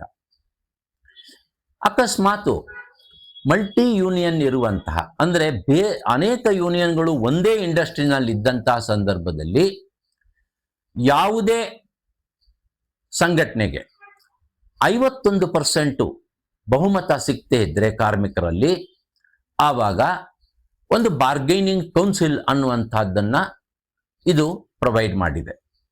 ಏನು ಬಾರ್ಗೈನಿಂಗ್ ಕೌನ್ಸಿಲ್ನಲ್ಲಿ 20%ಗಿಂತ ಹೆಚ್ಚು ತಗೊಳ್ಳುವಂತಹ ಯಾವುದೇ ಸಂಘ ಅದಕ್ಕೆ ಒಂದು ಬಾರ್ಗೈನಿಂಗ್ ಏಜೆಂಟ್ನ ಬಾರ್ಗೈನಿಂಗ್ ಕೌನ್ಸಿಲ್ಗೆ ಕಳಿಸಬಹುದಾದಂತಹ ಒಂದು ಅವಕಾಶವನ್ನು ಕಲ್ಪಿಸಲಾಗಿದೆ. ಇದು ಬಹಳ ದೊಡ್ಡ ರಿಫಾರ್ಮ್ಸು, ಸುಧಾರಣೆ ಅಂತ ಹೇಳಿದ್ರೆ ಅದನ್ನು ನಾನು ಒಪ್ಪಲಿಕ್ಕೆ ಸಾಧ್ಯ ಇಲ್ಲ. ಯಾಕಂದರೆ ಬಹಳಷ್ಟು ಕಂಪನಿಗಳಲ್ಲಿ ಈಗಾಗಲೇ ಬಾರ್ಗೈನಿಂಗ್ ಏಜೆಂಟನ್ನು ಮ್ಯಾನೇಜ್ಮೆಂಟ್ ಕೂಡ ಕಂಡಿಟ್ಕೊಂಡಿರ್ತಾರೆ. ಅವರು ಯಾರು ಮೈನಾರಿಟಿ ಯೂನಿಯನ್ ಜೊತೆ ಡಿಸ್ಕಷನ್ ಮಾಡೋದೇ ಇಲ್ಲ. ಅವರು ಡಿಸ್ಕಸ್ ಮಾಡೋದು ಮೆಜಾರಿಟಿ ಯೂನಿಯನ್ ಜೊತೆ ಡಿಸ್ಕಸ್ ಮಾಡುವಂತ ಪದ್ಧತಿ ಈಗಾಗಲೇ ವ್ಯಾಪಕವಾಗಿ ಈ ದೇಶದಲ್ಲಿ ಬಂದಿದೆ ಇಂಡಸ್ಟ್ರಿಗಳಲ್ಲಿ. ಈಗ 20% ಏನಿದೆ, 20% ನನಗೆ ಬೆಂಬಲ ಇದೆ ಅಂತ ತೋರಿಸಿದ್ರೆ ಅವನೊಬ್ಬ ಬಾರ್ಗೈನಿಂಗ್ ಏಜೆಂಟ್ ಅಲ್ಲಿ ಒಬ್ಬ ಮೆಂಬರ್ ಆಗಿ ಇರ್ಲಿಕ್ಕೆ ಸಾಧ್ಯ. ಹಾಗಾದ್ರೆ ಇದರದ್ದು ಪರಿಣಾಮಗಳೇನಾಗ್ಬೋದು ಅಂತ ಹೇಳಿದ್ರೆ, ಪರಿಣಾಮಗಳೇನಪ್ಪಾ ಅಂತ ಹೇಳಿದ್ರೆ ಯೂನಿಯನ್ಗಳು ಹೆಚ್ಚು ಹೆಚ್ಚು ವಿಭಜನೆ ಆಗುವಂತಹ ಸಾಧ್ಯತೆಗಳು ಜಾಸ್ತಿ ಇದೆ. ಎಲ್ಲರಿಗೂ ಕೂಡ ನಾನು ಬಾರ್ಗೈನಿಂಗ್ ಕೌನ್ಸಿಲ್ಗೆ ಹೋಗಬೇಕು ಅನ್ನುವಂಥದ್ದು ಬಂದ್ರೆ ಆವಾಗ ಸಣ್ಣ ಸಣ್ಣ ಸಂಘಟನೆಗಳು 20% 30% ಇರುವಂತಹ ಕಾರ್ಮಿಕ ಸಂಘಟನೆಗಳಿಗೂ ಕೂಡ ನನಗೂ ಪ್ರಾತಿನಿಧ್ಯ ಸಿಕ್ಕುತ್ತೆ ಬಾರ್ಗೈನಿಂಗ್ ಕೌನ್ಸಿಲ್ ಅಲ್ಲಿ ಅನ್ನುವಂಥದ್ದು ಒಂದು ರೀತಿಯಾದಂತಹ ಪರಿಣಾಮವನ್ನ ನಾವು ಊಹಿಸಬಹುದೇನೋ ಅನ್ನುವಂಥದ್ದು ನನ್ನ ಅಭಿಪ್ರಾಯ. ಅದರಿಂದ ಈ ಬಾರ್ಗೈನಿಂಗ್ ಕೌನ್ಸಿಲ್ ಆಗಲಿ ಅಥವಾ ಬಾರ್ಗೈನಿಂಗ್ ಏಜೆಂಟ್ ಅನ್ನುವಂಥದ್ದಾಗ್ಲಿ ಈಗಾಗಲೇ ಇರುವಂತಹ ಪದ್ಧತಿಗಿಂತ ಹೆಚ್ಚಿನ ಸುಧಾರಣೆ ಹೊಂದಿರುವಂಥದ್ದನ್ನ ನಾನು ಒಪ್ಪುವಂತ ಸಾಧ್ಯ ಇಲ್ಲ. ಯಾಕೆಂದ್ರೆ ಬಹಳಷ್ಟು ಸಂಘಟನೆಗಳು ನನ್ನ ಕಾರ್ಮಿಕ ಸಂಸ್ಥೆಗಳಲ್ಲಿ, ಕಾರ್ಮಿಕ ಸಂಘಟನೆಗಳಲ್ಲಿ ಸುಮಾರು 50 ವರ್ಷಕ್ಕೂ ಹೆಚ್ಚು ನಾನು ಕೆಲಸ ಮಾಡಿದ್ದೇನೆ. ನನ್ನ ಅಭಿಪ್ರಾಯ ಮತ್ತೆ ಅನುಭವ ಏನಪ್ಪಾ ಅಂತ ಹೇಳಿದ್ರೆ ಇದು ಹೆಚ್ಚಿನ ಪ್ರಯೋಜನ ಆಗುವುದಿಲ್ಲ ಅನ್ನುವಂಥದ್ದು ನನ್ನ ಇದು. ಇನ್ನ ಬಹಳಷ್ಟು ವಿಚಾರಗಳನ್ನ ನಾವು ಇವತ್ತಿನ ದಿವಸ ಈ ಇಂಡಸ್ಟ್ರಿಯಲ್ ರಿಲೇಷನ್ಸ್ ಕೋಡ್ ಬಗ್ಗೆ ನಾವು ಹೇಳಬೇಕಾಗ್ತದೆ. ಏನಪ್ಪಾ ಅಂತ ಹೇಳಿದ್ರೆ ಮೊದಲನೇದಾಗಿ ನಾವು ಬಹಳ ಹೆಚ್ಚು ನಿರೀಕ್ಷೆ ಮಾಡಿದ್ದೇನಪ್ಪಾ ಅಂತ ಹೇಳಿದ್ರೆ ಇದೆಲ್ಲ ಕಾರ್ಮಿಕರ ಹಿತಾಸಕ್ತಿಯನ್ನ ಗಮನದಲ್ಲಿಟ್ಕೊಂಡು ಸುಧಾರಣೆಗಳನ್ನ ಮಾಡ್ತಾರೆ ಅನ್ನುವಂಥದ್ದು ನಮಗೆ ಇದ್ದಂತಹ ಆಶಯ. ಆದರೆ ಅದು ಆಗೋದಿಲ್ಲ. ಯಾಕೆ ಅಂತ ಹೇಳಿದ್ರೆ ಮೊದಲನೇದಾಗಿ ಪ್ರತಿಯೊಬ್ಬನ ಮನುಷ್ಯನೂ ಕೂಡ ಉದ್ಯೋಗದನ್ನ ಅರಸ್ತಾನೆ. ಉದ್ಯೋಗಕ್ಕೆ ಅವನು ಸೇರ್ಕೊಂಡಾಗ ಅವನ ಬಯಕೆ ಏನಪ್ಪಾ ಅಂದ್ರೆ ಒಂದು ನಾರ್ಮಲ್ ಆದಂತಹ ಹ್ಯೂಮನ್ ಎಕ್ಸ್ಪೆಕ್ಟೇಷನ್ಸ್ ಏನಪ್ಪಾ ಅಂದ್ರೆ which is also A legitimate expectation. ಏನಪ್ಪಾ ಅಂತ ಹೇಳಿದ್ರೆ ನಾನು ಒಬ್ಬ ಪರ್ಮನೆಂಟ್ ಕಾಯಂ ಕೆಲಸಗಾರ ಆಗಿರ್ಬೇಕು ಅಂತ. ಆದ್ರೆ ಇವತ್ತಿನ ಪರಿಸ್ಥಿತಿನಲ್ಲಿ ಕಾಯಂ ಕೆಲಸಗಾರರ ಸಂಖ್ಯೆ ಕಡಿಮೆ ಆಗ್ತಾ ಇದೆ. ಅದಕ್ಕೆ ಅನೇಕ ಕಾರಣಗಳಿದೆ. ಮ್ಯಾನೇಜ್ಮೆಂಟ್ನವ್ರು ಇವತ್ತು ಕಾಂಟ್ರಾಕ್ಟ್ ಲೇಬರ್ನ ಅಳವಡಿಸ್ಕೊಳ್ತಾರೆ. ಅದೇ ರೀತಿ ಕಾರ್ಮಿಕರನ್ನ ಅಳವಡಿಸ್ಕೊಳ್ತಾರೆ. ತರಬೇತಿದಾರರು ಅಂತ ಹೇಳಿ ತಗೊಳ್ತಾರೆ. ಈ ರೀತಿ ಕ್ಯಾಶುವಲ್ ವರ್ಕರ್ಸ್ನ ಅಂತ ತಗೊಳ್ತಾರೆ. ಅವರ ಸಂಖ್ಯೆ ತುಂಬಾ ಜಾಸ್ತಿ ಇರುತ್ತೆ. ಪ್ರತಿಯೊಂದು ಸಂಘಟನೆ ಇಂಡಸ್ಟ್ರಿನಲ್ಲಿ ತಾವು ನೋಡ್ಬೋದು. ಆ ಕಾರ್ಮಿಕರ ಸಂಖ್ಯೆ 1,000 ಇದ್ರೆ ಈ ಇತರೆ ಕಾರ್ಮಿಕರ ಸಂಖ್ಯೆ ಅದರ 4-5 ಪಟ್ಟು ಜಾಸ್ತಿ ಇರುತ್ತೆ. ಇದು ಸಾಲದು ಅಂತ ಹೇಳಿ ಈಗ ಫಿಕ್ಸೆಡ್ ಟರ್ಮ್ ಎಂಪ್ಲಾಯ್ಮೆಂಟ್ ಅಂತ ಒಂದು ತಂದಿದ್ದಾರೆ. ನಿರ್ದಿಷ್ಟ ಅವಧಿಗೆ ಕೆಲವು ಉದ್ಯೋಗ ಅಂದ್ರೆ ಅವನಿಗೆ 1 ವರ್ಷ ಅಥವಾ 2 ವರ್ಷ ಅಥವಾ 3 ವರ್ಷ ಅವನಿಗೆ ಉದ್ಯೋಗವನ್ನ ಕೊಡ್ತಾರೆ. ಅದು fixed term employment. Letter of appointment ಏನು ನೇಮಕಾತಿ ಆದೇಶದಲ್ಲೇನೆ ಬರೆದು ಬಿಟ್ಟಿರ್ತಾರೆ. ನಿನಗೆ ಯಾವುದೇ ರೀತಿಯಾದಂತಹ ನೋಟಿಸ್ ಕೊಡ್ದಲೇನೆ ನಿನ್ನ ಅವಧಿ ಮುಗಿದ ನಂತರ ನಿನ್ನನ್ನು ಕೆಲಸದಿಂದ ತೆಗಿಬಹುದು ಅಂತ. ನಿನ್ನ ಕೆಲಸ ಅದಾಗೆ ನಿಂತು ಹೋಗುತ್ತೆ ಅಂತ ಕೂಡ ಬರೆದು ಬಿಟ್ಟಿರ್ತಾರೆ. ಅವರಿಗೆ ಯಾವುದೇ ರೀತಿಯಾದಂತಹ ರಿಟ್ರೆಂಚ್ಮೆಂಟ್ ಕಾಂಪೆನ್ಸೇಷನ್ ಕೂಡ ಅವರಿಗೆ ದೊರಕೋದಿಲ್ಲ. ಏನಪ್ಪಾ ಅಂದ್ರೆ ಬಹಳ ಬಲವಂತದಿಂದ ಎಲ್ಲ ಗಲಾಟೆಗಳಾದ್ಮೇಲೆ ಈಗ ಅವ್ರು ಏನ್ ಹೇಳ್ತಾರೆ ಅಂದ್ರೆ ಅವನು 1 ವರ್ಷ ಕೆಲಸ ಮಾಡಿದ್ರು ಕೂಡ ಸತತವಾಗಿ ಅವನಿಗೆ ಗ್ರಾಚ್ಯುಯಿಟಿ ಕೊಡಲಾಗುತ್ತೆ ಅಂತೇಳಿ ಈಗ ಅದನ್ನ ಫಸ್ಟ್ ಆಗಿ ತಂದಿದ್ದಾರೆ. ಈ ಫಿಕ್ಸೆಡ್ ಟರ್ಮ್ ಎಂಪ್ಲಾಯ್ಮೆಂಟ್ ಏನಪ್ಪಾ ಅಂದ್ರೆ ಇವತ್ತಿನ ದಿವಸ ಯುವಕರಿಗೆ ತಮ್ಮ ಕೆರಿಯರ್ನ ಯಾವ ರೀತಿ ಬಿಲ್ಡ್ ಮಾಡ್ಕೋಬೇಕು ಅನ್ನೋದು ಗೊತ್ತೇ ಇಲ್ಲ. ಏನು ಅವನು ಫಿಕ್ಸೆಡ್ ಟರ್ಮ್ ಎಂಪ್ಲಾಯ್ಮೆಂಟ್ ಅಂದ್ರೆ ಯಾರು ಫಿಕ್ಸೆಡ್ ಟರ್ಮ್ ಮ್ಯಾರೇಜ್ ಆಗ್ಲಿಕ್ಕೆ ಸಾಧ್ಯನಾ? ಅಥವಾ ಯಾರು ಫಿಕ್ಸೆಡ್ ಟರ್ಮ್ ಅಲ್ಲಿ ತಮ್ಮ ಎಜುಕೇಶನ್ಗಳನ್ನ ಮಕ್ಕಳಿಗೆ ಎಜುಕೇಶನ್ ಕೊಡ್ಲಿಕ್ಕೆ ಸಾಧ್ಯನಾ? ಇವೆಲ್ಲ ಸಾಮಾಜಿಕ ಸಮಸ್ಯೆಯನ್ನ ಹೆಚ್ಚು ಮಾಡ್ತದೆ ಅನ್ನುವಂತಹ ಪರಿಗಣನೆ ಯಾರಿಗೂ ಕಾಣ್ತಾ ಇಲ್ಲ. ಇನ್ನೊಂದು ಏನಪ್ಪಾ ಅಂದ್ರೆ ಮಾಲೀಕರ ಇಂಟ್ರೆಸ್ಟ್ ಇಂದಾನೆ ನಾನು ಕೆಲವು ವಿಚಾರಗಳನ್ನ ಹೇಳಕ್ ಇಷ್ಟಪಡ್ತೇನೆ. ಫಿಕ್ಸೆಡ್ ಟರ್ಮ್ ಎಂಪ್ಲಾಯ್ಮೆಂಟು ಅವರಿಗೆ ಹೆಚ್ಚಿನ ಅನಾನುಕೂಲವೇ ಹೊರತು ಅನುಕೂಲ ಅಲ್ಲ. ಯಾಕೆ ಅಂತ ಹೇಳಿದ್ರೆ, ಒಬ್ಬ fixed term employee he will not be loyal to the organisation. ಅವನು ನಿಷ್ಠೆಯಿಂದ ಇರ್ತಾನೆ ಅನ್ನೋದು ಸ್ವಲ್ಪ ಅಷ್ಟು ನಮಗೆ ಅನುಮಾನಾಸ್ಪದವಾದಂತಹ ಒಂದು ವಿಚಾರ. ಇದು ಒಂದು. ಇದು ಫಿಕ್ಸೆಡ್ ಅಂದರೆ ಈ ರೀತಿಯಾಗಿ ಪರ್ಮನೆಂಟ್ ಕೆಲಸಗಳನ್ನು, ಕಾಯಂ ಕೆಲಸಗಳನ್ನು ಕಡಿಮೆ ಮಾಡ್ತಾ ಬರೋದು, ನಿರಂತರವಾಗಿ ಕೆಲಸ ಮಾಡುವಂತಹ ಅನ್ಆರ್ಗನೈಸ್ಡ್ ವರ್ಕರ್ಸ್ ಏನಿದ್ದಾರೆ, ಕಾಂಟ್ರಾಕ್ಟ್ ವರ್ಕರ್ಸ್ ಆಗ್ಬೋದು, ನೀಮ್ ಏಜೆಂಟ್ಸ್ ಆಗ್ಬೋದು, ಇವರ ಸಂಖ್ಯೆ ಇವತ್ತಿನ ದಿವಸ ಅಪಾರವಾಗಿ ಇಂಡಸ್ಟ್ರಿಗಳಲ್ಲಿ ಬೆಳೀತಾ ಇದೆ. ಅದ್ರ ಜೊತೆಗೆ ಈಗ ಫಿಕ್ಸೆಡ್ ಟರ್ಮ್ ಎಂಪ್ಲಾಯ್ಮೆಂಟ್ ಕೂಡ ಒಂದು ಅನ್ನೋದನ್ನು ನಾನು ತಮ್ಮ ಗಮನಕ್ಕೆ ಹೇಳ್ತೀನಿ. ಪ್ರತಿಯೊಂದು ಕಂಪನಿಗಳಲ್ಲೂ ಕೂಡ ಎಲ್ಲಿ 100 ಜನ ಇರ್ತಾರೆ ಕಾರ್ಮಿಕರು, ಅಲ್ಲಿ ಒಂದು ದೃಢೀಕೃತ ಸ್ಥಾಯಿ ಆದೇಶವನ್ನು ಹೊಂದಿರಬೇಕು ಅಂತ ಹೇಳಿ. ದೃಢೀಕೃತ ಸ್ಥಾಯಿ ಆದೇಶ ಅಂದ್ರೆ ಏನಪ್ಪ ಅಂದರೆ, ಆ ಆದೇಶದಲ್ಲಿ ಕಂಪನಿಯ ಯಾವ ರೀತಿಯಲ್ಲಿ ಕೆಲಸಗಳನ್ನು ನಿರ್ವಹಿಸಬೇಕು, ಕಂಡೀಷನ್ಸ್ ಆಫ್ ಸರ್ವಿಸ್ ಏನು ಅನ್ನುವುದನ್ನು ನಮೂದಿಸಿರುವಂತಹ ಒಂದು ಸ್ಥಾಯಿ ಆದೇಶ. ವರ್ಕಿಂಗ್ ಕಂಡೀಷನ್ಸು, ಕೆಲವು ಸಲ ಸರ್ವಿಸ್ ಕಂಡೀಷನ್ಸು, ಇದನ್ನೆಲ್ಲ ಅಲ್ಲಿ ನಮೂದನೆ ಮಾಡಲಾಗಿರ್ತದೆ. ಕಂಪಲ್ಸರಿಯಾಗಿ ಕೇಂದ್ರ ಸರ್ಕಾರದ ವ್ಯಾಪ್ತಿಯಲ್ಲಿ ಬರುವಂತಹ ಇಂಡಸ್ಟ್ರಿಗಳಲ್ಲಿ 100 ಜನ ಇದ್ದರೆ ಅಲ್ಲಿ ಸ್ಥಾಯಿ ಆದೇಶವನ್ನು ಅವನು ಹೊಂದಿರಬೇಕು. ಆ ಕಂಪನಿಯ ಸ್ಥಾಯಿ ಆದೇಶ ಇರಬೇಕು ಅದೇ ಕಂಪನಿಗೆ ಅಂತ. ಆದರೆ ಕರ್ನಾಟಕದಲ್ಲಿ 50 ಜನ ಇದ್ದರೂ ಕೂಡ ಸ್ಥಾಯಿ ಆದೇಶವನ್ನು ಆ ಕೈಗಾರಿಕೆ ಹೊಂದಿರಬೇಕು, ಇಂಡಸ್ಟ್ರಿಯಲ್ ಎಸ್ಟಾಬ್ಲಿಷ್ಮೆಂಟು ಅಲ್ಲಿ ಹೊಂದಿರಬೇಕು ಅನ್ನುವಂಥದ್ದು ಕರ್ನಾಟಕದಲ್ಲಿರುವಂತಹ ನಿಯಮ. ಅಂದರೆ ಕೇಂದ್ರ ಸರ್ಕಾರ 100, ರಾಜ್ಯ ಸರ್ಕಾರ 50.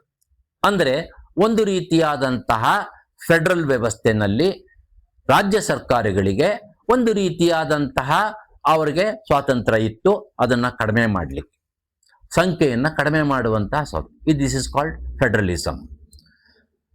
ಕನ್ಕರೆಂಟ್ ಜ್ಯೂರಿಸ್ಟಿಕ್ಷನ್ ಇರೋದ್ರಿಂದ ಲೇಬರು ಇದನ್ನು ಮಾಡಲಿಕ್ಕೆ ಅವಕಾಶ ಇತ್ತು. ಆದರೆ ಈಗ ಸ್ಟ್ಯಾಂಡಿಂಗ್ ಆರ್ಡರ್ಸ್ನ ನಾವು ನೋಡಿದಾಗ 300 ಮತ್ತು ಅದಕ್ಕಿಂತ ಹೆಚ್ಚಿದ್ದೆ ಕಾರ್ಮಿಕರ ಸಂಖ್ಯೆ ಒಂದು ಇಂಡಸ್ಟ್ರಿನಲ್ಲಿ, ಆವಾಗ ಮಾತ್ರ ಸ್ಟ್ಯಾಂಡಿಂಗ್ ಆರ್ಡರ್ಸು ಇರಲಿಕ್ಕೆ ಸಾಧ್ಯ. ಈ ದೇಶದಲ್ಲಿ 300 ಮತ್ತು ಅದಕ್ಕಿಂತ ಹೆಚ್ಚು ಇರುವಂತಹ ಕೈಗಾರಿಕೆಗಳು ಎಷ್ಟಿವೆಯಪ್ಪ ಅಂತ ಹೇಳಿದ್ರೆ ಕೇವಲ 20% ಅಂತ ಅಂದಾಜು ಮಾಡಲಾಗಿದೆ. ಅದು ರಿಪೋರ್ಟ್ ಕೂಡ ಸರ್ಕಾರ ಕೊಟ್ಟಿದೆ. ಅಂದರೆ 300+ ಅನ್ನುವಂಥ ಆರ್ಗನೈಸೇಷನ್ನು ಈ ದೇಶದಲ್ಲಿ 2 ಲಕ್ಷ ಫ್ಯಾಕ್ಟ್ರಿಗಳಿದೆಯಲ್ಲ, ಆ 2 ಲಕ್ಷ ಫ್ಯಾಕ್ಟ್ರಿಗಳಲ್ಲಿ ಕೇವಲ 40,000 ಫ್ಯಾಕ್ಟ್ರಿಗಳು ಮಾತ್ರ 300ಕ್ಕಿಂತ ಹೆಚ್ಚು ಕಾರ್ಮಿಕರನ್ನ ಹೊಂದಿರುತ್ತೆ. ಅಂದರೆ 1,60,000 ಕಾರ್ಖಾನೆಗಳಲ್ಲಿ ಇರುವಂತಹ ಸುಮಾರು 18 ಲಕ್ಷ ಕಾರ್ಮಿಕರಿಗೆ ಅವರಿಗೆ ಯಾವುದೇ ರೀತಿಯಾದಂತಹ ಸ್ಥಾಯಿ ಆದೇಶ, ಸ್ಥಾಯಿ ನಿಯಮಗಳಿಗೆ ಅವರು ಒಳಗೊಳ್ಳದೇ ಇಲ್ಲ. ಆ ಕೈಗಾರಿಕೆಗಳು ಸ್ಥಾಯಿ ಆದೇಶವನ್ನ ಅವ್ರು ಹೊಂದಬೇಕಾದಂಥ ಅವಶ್ಯಕತೆ ಇಲ್ಲ. ಇದು ಬಹಳ ದೊಡ್ಡ ಇದು. ಅಂದರೆ ಮಾಲೀಕರಿಗೆ ಸುಮಾರು 18 ಲಕ್ಷ ಕಾರ್ಮಿಕರ ಮೇಲೆ ಯಾವುದೇ ನಿಬಂಧನೆಗಳಿಲ್ಲದೆ ಅವರನ್ನ ಕೆಲಸದಿಂದ ತೆಗಿಬಹುದು, ಅವ್ರನ್ನ ಬೇರೆ ರೀತಿಯಾದಂತಹ ಇದರೊಳಗಡೆ ಅವ್ರನ್ನ ಸರ್ವಿಸ್ ಕಂಡೀಷನ್ ಅನ್ನ ನಿಗದಿಪಡಿಸ್ಬೇಕು. ಇದು ಬಹಳ ದೊಡ್ಡ ಆಘಾತ. ಅದರೊಳಗೆ ಇನ್ನೊಂದು ಇದು ಹಾಕಿದ್ದಾರೆ, ಏನಂತಂದ್ರೆ ಈಗಿರುವಂತಹ ರಿಜಿಸ್ಟರ್ ಆಗಿರುವಂತಹ ಸರ್ಟಿಫೈ ಆಗಿರುವಂತಹ ಸ್ಥಾಯಿ ಆದೇಶಗಳು ಮುಂದುವರಿಯುತ್ತೆ ಅಂತ ಹೇಳಿದ್ದಾರೆ. ಆದ್ರೆ ಬಹಳ ಜನಕ್ಕಿದ್ ಗೊತ್ತಿಲ್ಲ. ಏನಪ್ಪಾ ಅಂದ್ರೆ ಮುಂದುವರಿಬೇಕಾದ್ರೆ ಒಂದು ಕಂಡೀಷನ್ ಏನಪ್ಪಾ ಅಂತ ಹೇಳಿದ್ರೆ ಅದು ಈ ಲೇಬರ್ ಕೋಡ್ ಅನ್ವಯವಾಗಿ ಇರಬೇಕು ಅಂತ. ಹಾಗಾದ್ರೆ ಲೇಬರ್ ಕೋಡ್ ಅನ್ವಯ ಅಂದ್ರೆ ಏನು? ಇಂಡಸ್ಟ್ರಿಯಲ್ ರಿಲೇಷನ್ ಕೋಡ್ ಅನ್ವಯ ಅಂದ್ರೆ 300 ಜನ ಇರುವಂತಹ ಕೈಗಾರಿಕೆಗಳಲ್ಲಿ ಅದು ಮುಂದುವರಿಯುತ್ತೆ. ಇದು ಬಹಳ ಇಂಪಾರ್ಟೆಂಟ್ ಆದಂತಹ ನಮಗೆ ಕಾರ್ಮಿಕರಿಗೆ ಬಹಳ ನೆಗೆಟಿವ್ ಆಗಿ ವರ್ಕ್ ಆಗುವಂತಹದ್ದು. ಅಂದ್ರೆ ತಾನು ವರ್ಕ್ ಮಾಡುವಂತಹ ಕೈಗಾರಿಕೆಗಳಲ್ಲಿ ಯಾವುದೇ ರೀತಿಯಾದಂತಹ ಸ್ಥಾಯಿ ಆದೇಶಗಳು, ದೃಢೀಕೃತ ಸ್ಥಾಯಿ ಆದೇಶಗಳು ಇಲ್ದಿರುವಂತಹ ಪರಿಸ್ಥಿತಿಯನ್ನ ಅದು ತಂದೊಡ್ಡಿದೆ ಇವತ್ತಿನ ದಿವಸ. ಬಹಳ ಜನ ಹೇಳ್ತಾರೆ, ಮಾರ್ನಿಂಗ್ ಆರ್ಡರ್ ಇದೆ ಅಂತ. ಮಾಡಲ್ ಸ್ಟ್ಯಾಂಡಿಂಗ್ ಆರ್ಡರು ಕೇವಲ ಒಂದು ಮಾಡಲ್ಲೇ ಹೊಟ್ಟುವೆ, ಅದನ್ನ 300ಕ್ಕಿಂತ ಕೆಳಗಡೆ ಇರುವಂತಹ ಸಂಸ್ಥೆಗಳು ಕೂಡ ಅಳವಡಿಸ್ಕೊಳ್ಳಿಕ್ ಆಗೋದಿಲ್ಲ. ಸರ್ಟಿಫಿಕೇಶನ್ ಆಗ್ಬೇಕು ಅಂತ ಹೇಳಿದ್ರೆ 300ಕ್ಕಿಂತ ಜಾಸ್ತಿ ಇರಲೇಬೇಕು. ಇನ್ನು ಬಹಳ ಪ್ರಮುಖವಾದಂತಹ ಇನ್ನೊಂದು ಕಾನೂನು ಯಾವುದಪ್ಪ ಅಂತ ಹೇಳಿದ್ರೆ ಈ ರಿಟ್ರೆಂಚ್ಮೆಂಟು, ಕ್ಲೋಜರು ಮತ್ತೆ ಲೇ ಆಫ್. ಇದು ಬಹಳ ಪ್ರಮುಖವಾದಂತಹ ಇದೇ ಬೇಡಿಕೆಯನ್ನ ಅಂತಾರಾಷ್ಟ್ರೀಯ ಕೈಗಾರಿಕೆಗಳು ಅಂದ್ರೆ ಮಲ್ಟಿನ್ಯಾಷನಲ್ ಕಾರ್ಪೊರೇಷನ್ಸು, ಟ್ರಾನ್ಸ್ ನ್ಯಾಷನಲ್ ಕಾರ್ಪೊರೇಷನ್ಸು ಕೇಳ್ತಾ ಇದ್ದಿದ್ದು ಏನಪ್ಪಾ ಅಂದ್ರೆ ನಮ್ಮನ್ನ ಸರ್ಕಾರವನ್ನ, ನೀವು ನಮಗೆ ಈ ಬಂಡವಾಳವನ್ನ ಹೂಡುವಂತಹ ಸ್ವಾತಂತ್ರ್ಯವನ್ನ ಒದಗಿಸಿದ್ದೀರ, ಹಾಗೇನೆ ನಮಗೆ ಬಂಡವಾಳವನ್ನ ವಾಪಸ್ ತೆಗೆದುಕೊಂಡು ಹೋಗುವಂತಹ ಸ್ವಾತಂತ್ರ್ಯವನ್ನು ನೀವು ಕೊಡಬೇಕು ಅಂತ. ಈಗ ಈ ಇಂಡಸ್ಟ್ರಿಯಲ್ ರಿಲೇಷನ್ಸ್ ಕೋಡಲ್ಲಿ ಲೇ ಆಫ್ ಮಾಡಬೇಕಾದಾಗ ಮತ್ತೆ ರಿಟ್ರೆಂಚ್ಮೆಂಟ್ ಮಾಡಿದಾಗ, ಕೆಲಸದಿಂದ ತೆಗಿಬೇಕಾದಂತಹ ಸಂದರ್ಭದಲ್ಲಿ ಅಥವಾ ಕೈಗಾರಿಕೆಯನ್ನ ಮುಚ್ಚಬೇಕಾದಂತಹ ಸಂದರ್ಭದಲ್ಲಿ 300ಕ್ಕಿಂತ ಕೆಳಗಡೆ ಇದ್ರೆ ಯಾವುದೇ ರೀತಿಯಾದಂತಹ ಪರವಾನಗಿ ಬೇಕಾಗಿಲ್ಲ, ಸರ್ಕಾರದ ಪರವಾನಗಿ ಬೇಕಾಗಿಲ್ಲ.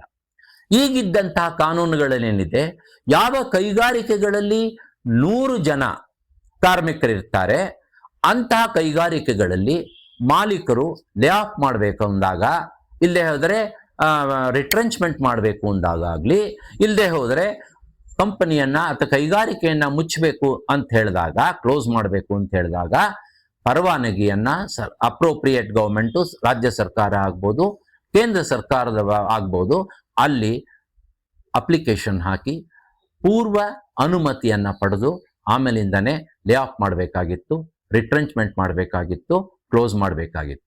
ಆದರೆ ಈಗ ಅದನ್ನ ಬದಲಾವಣೆ ಮಾಡಲಾಗಿದೆ.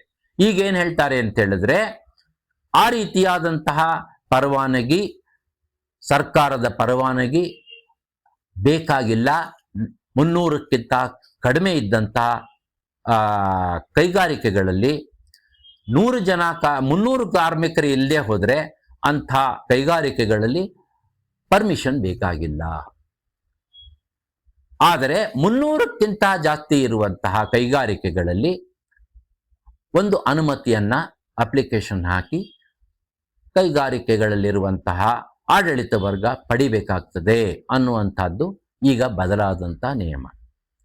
ಈಗಾಗಲೇ ನಾನು ಹೇಳಿದ್ದೀನಿ, ಕೇವಲ 20%, ಸುಮಾರು 40,000 ಕೈಗಾರಿಕೆಗಳು 300ಕ್ಕಿಂತ ಹೆಚ್ಚು ಜನ ಇದೆ.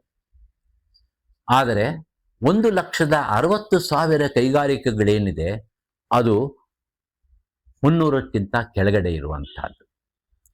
ಹಾಗಾದರೆ ಈ ಯಾವಾಗ ಲೇ ಆಫ್ ಮಾಡಬೇಕು, ಯಾವಾಗ ರಿಟ್ರೆಂಚ್ಮೆಂಟ್ ಮಾಡಬೇಕು, ಯಾವಾಗ ಕೈಗಾರಿಕೆಯನ್ನು ಕ್ಲೋಸ್ ಮಾಡಬೇಕು ಅನ್ನೋದು ಮಾಲೀಕರು ಅವರಿಗೆ ಒಂದು ರೀತಿಯಾದಂಥ ಲೈಸೆನ್ಸ್ ಕೊಟ್ಟಂಗೆ. ಯಾವಾಗ ಬೇಕಾದರೂ ಕೂಡ ಅವರು ಯಾವುದೇ ನಿರ್ಬಂಧ ಇಲ್ಲದೇ ಅವರು ಅದನ್ನು ಕ್ಲೋಸ್ ಮಾಡಬೇಕು. ಅವ್ರಿಗಿರೋ ಒಂದೇ ಒಂದು ನಿರ್ಬಂಧ ಏನಪ್ಪಾ ಅಂತ ಹೇಳಿದ್ರೆ, ಒಂದು ನೋಟಿಸ್ ಕೊಡಬೇಕು, ಒಂದು ಕಾಂಪೆನ್ಸೇಷನ್ ಕೊಡಬೇಕು. ಇದಿಷ್ಟೇನೆ ಅವ್ರಿಗಿರುವಂಥ ನಿರ್ಬಂಧ. ಆದ್ದರಿಂದ ಇದರೊಳಗಡೆಗೆ ಬಹಳ ಪ್ರಮುಖವಾದಂತಹ ಬದಲಾವಣೆಗಳನ್ನೆಲ್ಲಾನು ಕೂಡ ಅಂತಾರಾಷ್ಟ್ರೀಯ ಮಟ್ಟದ ಮಲ್ಟಿನ್ಯಾಷನಲ್ ಕಾರ್ಪೊರೇಷನ್ಸು, ದೇಶೀಯ ಬಂಡವಾಳಗಾರರಿಗೆ ಅಗತ್ಯವಾದಂಥದ್ದನ್ನು ಈ ಕೋಡಲ್ಲಿ ಮಾಡಿಕೊಟ್ಟಿದೆ ಅನ್ನುವಂಥದ್ದು ನಮ್ಮ ಕಾರ್ಮಿಕ ಸಂಘಟನೆಗಳ ಅಭಿಪ್ರಾಯ. ಒಂದು.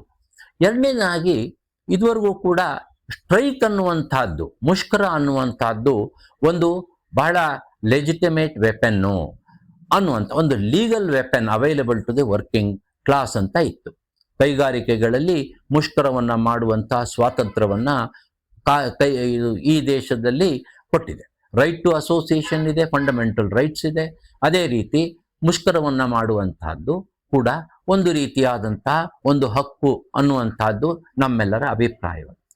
ಈಗ ಆ ಮುಷ್ಕರದ ಹಕ್ಕಿದೆ, ಅದನ್ನು ಉಳಿಸ್ಕೊಂಡಿದ್ದೀವಿ. ಆದರೆ ಅದನ್ನ ಜಾರಿಗೊಳಿಸಕ್ ಹೋದ್ರೆ ನಮ್ಮ ಎಲ್ಲ ಸ್ಟ್ರೈಕು ಕೂಡ ನಾವು ಸ್ಟ್ರೈಕ್ ಮಾಡೋದ್ ದಿವಸದಿಂದಾನೇ ಅದು ಇಲ್ಲೀಗಲ್ ಸ್ಟ್ರೈಕ್ ಆಗುತ್ತೆ. ಯಾಕೆ ಅಂತ ಹೇಳಿದ್ರೆ, ಮೊದಲು ಪಬ್ಲಿಕ್ ಯುಟಿಲಿಟಿ ಸರ್ವಿಸಸ್ನಲ್ಲಿ ಮಾತ್ರ ಒಂದು ಸ್ಟ್ರೈಕ್ ಮಾಡಬೇಕು ಅಂತ ಹೇಳಿದ್ರೆ ಒಂದು ನೋಟಿಸ್ ಕೊಡಬೇಕು ಇತ್ಯಾದಿಗಳ ಅಗತ್ಯ ಪಬ್ಲಿಕ್ ಯುಟಿಲಿಟಿ ಸರ್ವಿಸಸ್ ಅಲ್ಲಿ ಮಾತ್ರ ಇತ್ತು, 14 ದಿವಸದ ನೋಟಿಸು ಇತ್ಯಾದಿಗಳು. ಆದರೆ ನಾನ್ ಪಬ್ಲಿಕ್ ಯುಟಿಲಿಟಿ ಸರ್ವಿಸಸ್ ಅಂತ ಏನಿತ್ತು ಅದರೊಳಗಡೆಗೆ ಈ ರೀತಿಯಾದಂಥ ಮುಷ್ಕರಕ್ಕೆ ಅಗತ್ಯವಾದ ನೋಟಿಸ್ಗಳನ್ನು ಕೊಡಬೇಕು ಅಂತ ಇರ್ತಾ ಇತ್ತು. ಅದು ಎಲ್ಲಿ ಅಂದರೆ ಕಾರ್ಮಿಕರು ಮತ್ತು ಮಾಲೀಕರು ಮಾಡಿಕೊಂಡಂಥ ಒಡಂಬಡಿಕೆಯಲ್ಲಿ ಮಾತ್ರ ಇರ್ತಿತ್ತು. ಆದರೆ ಮುಷ್ಕರ ಈಗ ಯಾಕೆ ಇಲ್ಲೀಗಲ್ ಆಗುತ್ತೆ ಅಂತ ಹೇಳಿದ್ರೆ, ದ ಮೊಮೆಂಟ್ ನಾನು ಸ್ಟ್ರೈಕ್ ಹೋಗ್ತಾ ಇದ್ದೀನಿ ಅಂತೇಳಿ ಕಾರ್ಮಿಕ ಸಂಘಟನೆ ತೀರ್ಮಾನ ಮಾಡಿದ ಕೂಡಲೇ ಕಂಪಲ್ಸರಿಯಾಗಿ ಅದು ಕನ್ಸಿಲಿಯೇಷನ್ನು ಅಂದರೆ ಸಂಧಾನಾಧಿಕಾರಿಗಳ ಮುಂದೆ ಅದು ನೋಟಿಸಿಗೆ ಬರುತ್ತೆ. ಅವನು ಇಬ್ಬರಿಗೂ ನೋಟಿಸ್ ಕೊಡ್ತಾನೆ, ಕನ್ಸಿಲಿಯೇಷನ್ ಶುರು ಆಗುತ್ತೆ. ಆದ್ದರಿಂದ ಏನಾಗುತ್ತೆ, ಮುಷ್ಕರ ನಾವು ಆಗ ಮುಷ್ಕರವನ್ನು ಮಾಡಿದ್ರೆ, ಸಂಧಾನ ಪ್ರಕ್ರಿಯೆಯಲ್ಲಿ ಮುಷ್ಕರವನ್ನು ಮಾಡಿದ್ರೆ ಆ ಮುಷ್ಕರ ಕಾನೂನು ಬಾಹಿರ ಅಂತೇಳಿ ತೀರ್ಮಾನ ಆಗ್ತದೆ. ಇದು ಒಂದು. ಎರಡನೇದು ಏನಪ್ಪಾ ಅಂದ್ರೆ, ಇದು ಲಾಕೌಟ್ಗೂ ಇದು ಅನ್ವಯ ಆಗುತ್ತೆ. ಆದರೆ ನಮ್ಮ ಮೇಲಿರುವಂತಹ ಪರಿಣಾಮದ ಬಗ್ಗೆ ಅಂದ್ರೆ ಕಾರ್ಮಿಕರ ಮೇಲಿರುವಂತಹ ಪರಿಣಾಮದ ಬಗ್ಗೆ ನಾನು ಹೇಳ್ತಾ ಇದ್ದೀನಿ. ಏನಪ್ಪಾ ಅಂದ್ರೆ, ಮುಷ್ಕರದಲ್ಲಿ ಇಲ್ಲೀಗಲ್ ಮುಷ್ಕರದಲ್ಲಿ ಭಾಗವಹಿಸಿದ್ರೆ ಅದಕ್ಕೆ ನಾವು ಅನೇಕ ರೀತಿಯಾದಂತಹ ಪೆನಾಲ್ಟಿಗಳನ್ನು ನಾವು ಫೇಸ್ ಮಾಡಬೇಕಾಗ್ತದೆ.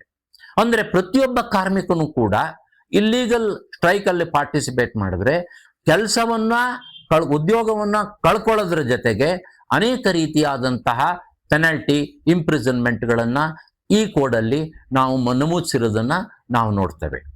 ಅಷ್ಟೇ ಮಾತ್ರ ಅಲ್ಲ, ಈ ಯಾವುದಾದ್ರೂ ಒಂದು ಇಲ್ಲೀಗಲ್ ಸ್ಟ್ರೈಕ್ ಅಂತ ಡಿಕ್ಲೇರ್ ಆದ ತಕ್ಷಣನೇ ಅಥವಾ ಅದು ಇಲ್ಲೀಗಲ್ ಸ್ಟ್ರೈಕ್ ಅಂತ ಅಂದ್ಕೂಡ್ಲೆ ಆವಾಗ ಇಲ್ಲೀಗಲ್ ಸ್ಟ್ರೈಕಿಗೆ ಸಪೋರ್ಟ್ ಮಾಡುವಂತಹ ಜನಗಳು ಕೂಡ ಅವ್ರ ಮೇಲೂ ಕೂಡ ಅವ್ರ ಮೇಲೆ ಪೆನಾಲ್ಟಿ, ಇಲ್ಲೇ ಆದರೆ ಇದನ್ನ ಇಂಪ್ರಿಸನ್ಮೆಂಟು ಇತ್ಯಾದಿಗಳನ್ನ ಮಾಡುವಂತಹ ಒಂದು ಕಾನೂನಿದೆ.